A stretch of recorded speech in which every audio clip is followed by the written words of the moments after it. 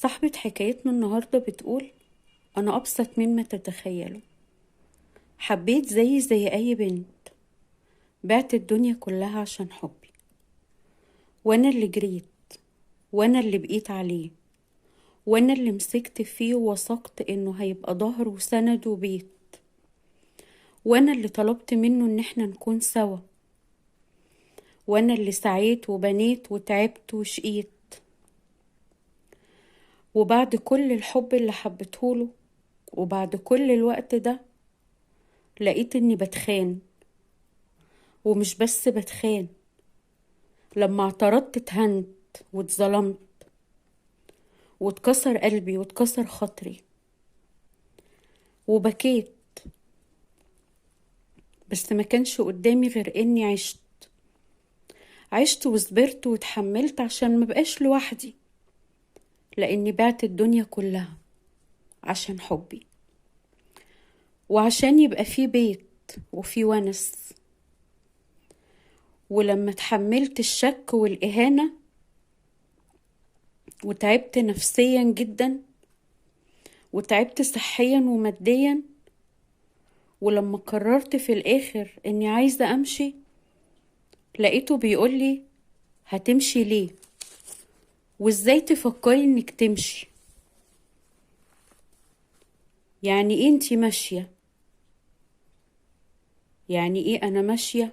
أيوة همشي لأني خلاص طاقتي خلصت، وما بقاش عندي قوة أتحمل بيها أكتر من كده. همشي لأن اتكسر قلبي واتكسر خاطري بعد كل التعب والشقة اللي شقيته. همشي لأني بعد ما بنيت وعمرت، كل حاجة اتهدت في ثانية. بعد ما حبيت وأخلصت، حبي وإخلاصي اتقابلوا بالخيانة والغدر، وكمان أنا اللي بتشك فيا في الآخر وبتهان. عشان كده لازم أمشي.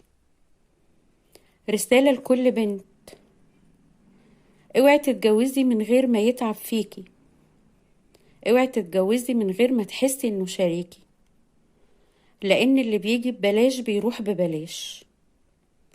ربنا خلقنا عشان نعيش مكرمين من غير ما نتهان. دي رسالتي لكل بنت. يا رب كل اللي عملته في حياتي أشوفه في دنيتي، وكل اللي ظلمني برضه يشوفه في دنيته، عدلا وليس حقدا. ودي كانت حكايتنا النهاردة، ورسالتي أنا لكل بنت: اوعي تضحي بأهلك وبحياتك وبفلوسك وبقلبك عشان تشتري خاطر حد. لازم هو اللي يتعب عشان يوصلك، لازم هو اللي يتعب عشان يلاقيكي. ما تاخديش دور مش دورك، ما تتقمصيش شخصية مش شخصيتك. انتي ليكي دور، وشريك الحياة ليه دور. هتتقمصي كل الأدوار وهتضحي وهتفتحي باب التنازلات، مش هتعرفي تقفليه. ويوم ما تحبي تخرجي، هتخرجي مكسورة وموجوعة. هتخرجي عندك شعور بالإهانة والمذلة، هتخرجي وانتي نفسك مكسورة وخاطرك مكسور. اتأنوا في الاختيار، وتحكموا كويس في تصرفاتكم عشان ما ترجعوش تندموا. اتأنوا في اختيار شريك الحياة، اتأنوا في التنازلات، اتأنوا في التصرفات. ودي كانت حكايتنا النهاردة مع تومة.